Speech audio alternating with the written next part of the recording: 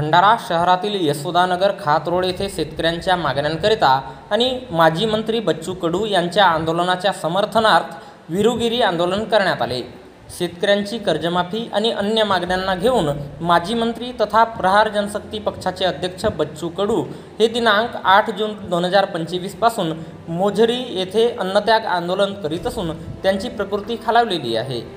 तरी सरकार दखल घेत नसल्यामुळे बच्चू कडू यांच्या समर्थनार्थ आणि शेतकरी, शेतमजूर, दिव्यांग, महिला आणि नागरिकांच्या मागण्यांकरिता दिनांक 13 जून रोजी सकाळपासूनच भंडारा शहरातील यशोदानगर खात रोड येथे पाण्याच्या टाकीवर चढून प्रहार जनशक्ती पक्ष भंडारा जिल्ह्याच्या वतीने विरुगिरी आंदोलन करण्यात आले।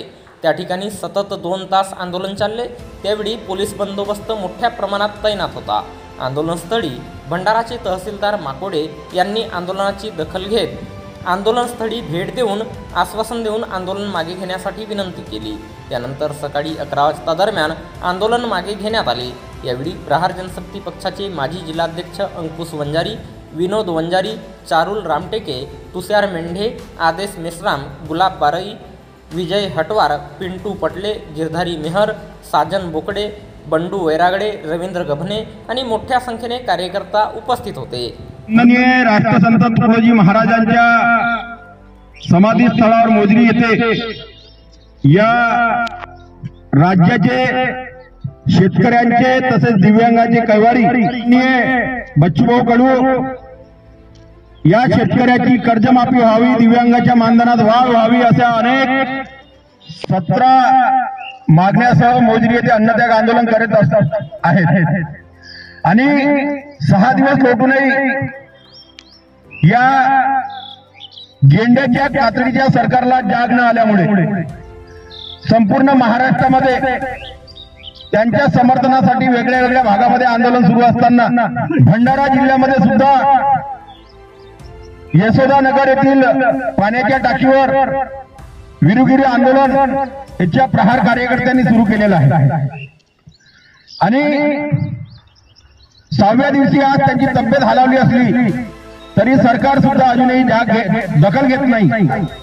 त्यामुळे आम्ही सुद्धा हा निर्णय घेतला की ज्यांनी या गेली 30 वर्षापासून या राज्यामध्ये शेतकरी, दीनदलितांच्या, शोषितांचं काम मोठ्या प्रमाणात उभं केलं आणि असे लढवय्या नेते या राज्यामध्ये टिकले पाहिजे, वाचले पाहिजे आणि म्हणून त्यांच्या सोबतीनं आम्ही सुद्धा या ठिकाणी आंदोलन सुरू केलेलं आहे।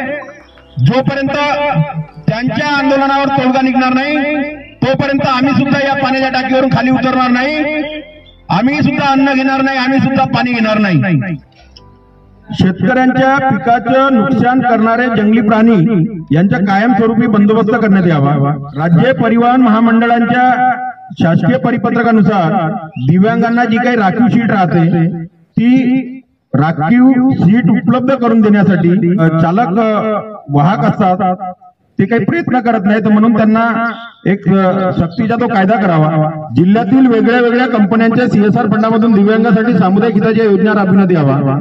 आणि एक शेवटची मागणी आहे, ज्या मागणीचा मी सुद्धा एक अनुभव घेतलेला आहे। एक 7/9/2017 साहेब शासन निर्णय आहे आणि त्या शासन निर्णयामध्ये असं आहे की जे कोणी ज्यांचे जे तुकडे नियमाकुल करायचे आहेत घरांचे असतील तर इतर जिल्ह्यामध्ये आपण ते ADM स्तरावर अधिकार दिलेले आहेत, ADM स्तरावर करत आहेत। आपल्या इथं ते अधिकार जिल्हाधिकारी स्तरावर आहेत आणि होते काय तर त्या जिल्हाधिकारी स्तरावर आपण जर का समजा ती रक्कम भरायला तयार आहोत आणि आपला तुकडा रेग्युलराइज करायला तयार आहोत, नियमाकुल करायला तयार आहोत, परंतु तिथं जिल्हाधिकारी कार्यालयात कोणीही रिस्पॉन्स देत नाही। त्याचं एक मस्के नावाचं एक लाभार्थी आहे, एक अर्जदार आहे आणि त्या मस्के नावाच्या लाभार्थ्यांनी गेली 1 वर्षापासून अर्ज केला। 1 वर्षापासून अर्ज करून जिल्हाधिकारी कार्यालयाच्या त्याच्या कमीत कमी 100 चक्रा झाल्या, परंतु त्याचं ते तेवढंसं काम झालं नाही। तर हे अधिकार हे ADM स्तरावर द्यावं। त्याचा फायदा हा होईल की एखादा लाखांदूरच्या, तुमसरच्या, साकोलीचा जर लाभार्थी अर्जदार असेल तर त्याला भंडाराला येऊन चक्रा मारायची गरज पडणार नाही।